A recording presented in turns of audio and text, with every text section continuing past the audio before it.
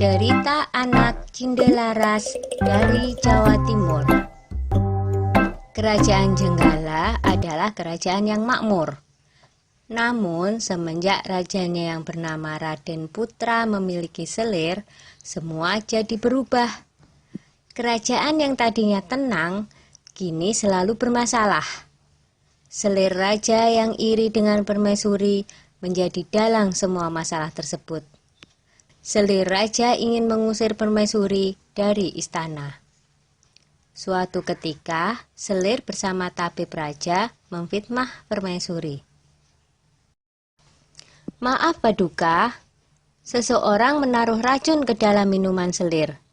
Tidak ada pelayan Paduka yang berani masuk ruangan ini kecuali permaisuri," kata tabib dengan meyakinkan. Raden Putra sangat terkejut dan marah mendengar itu. Ia memerintahkan patihnya untuk membuang permaisuri ke hutan. Untunglah Sang Patih adalah seorang yang bijaksana. Ia sebenarnya tidak tega meninggalkan permaisuri yang sedang mengandung sendirian di hutan. "Maafkan hamba permaisuri, hamba tidak punya pilihan lain," kata patih. Patih membuatkan rumah kecil untuk permaisuri dan kemudian meninggalkannya. Setelah beberapa bulan di hutan, sang putri melahirkan seorang anak laki-laki. Anak itu diberi nama Cinderalas.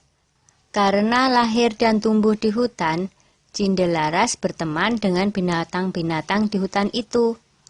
Suatu hari, di saat asik bermain, seekor burung Raja Wali menjatuhkan sebutir telur.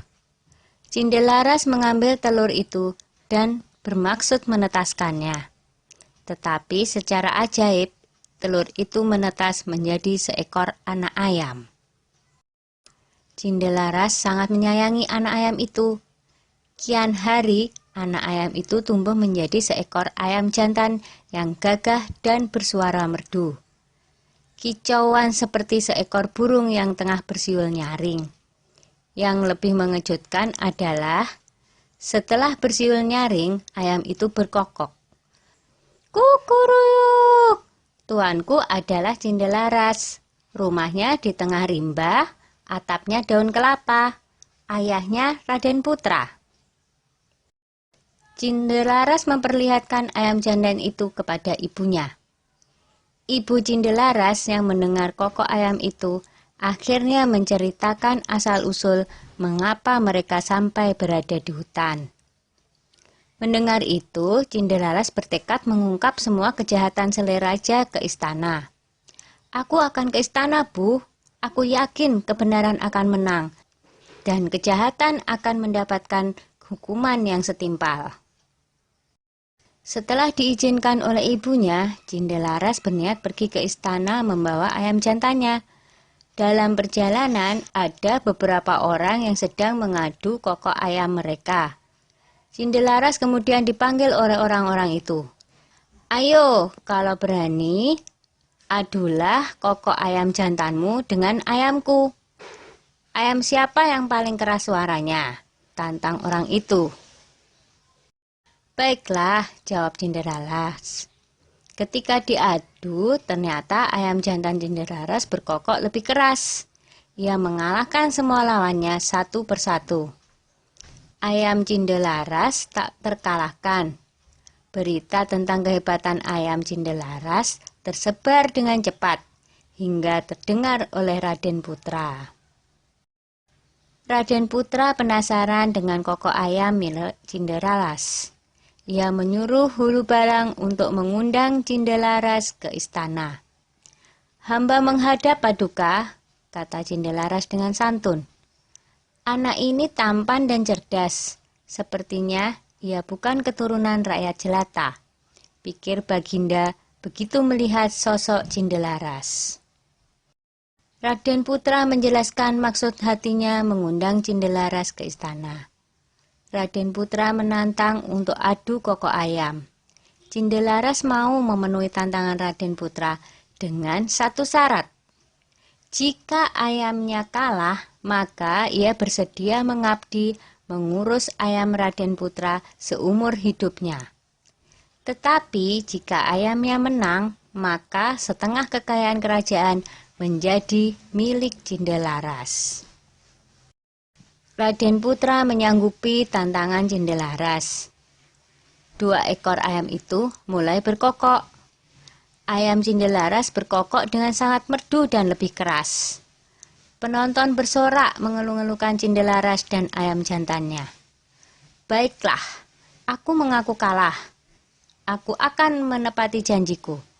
Tapi, siapakah kau sebenarnya, anak muda? Kata Raden Putra penasaran.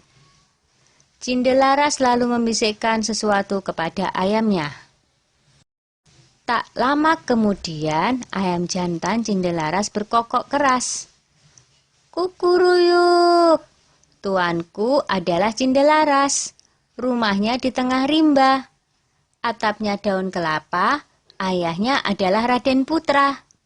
Begitu berulang-ulang.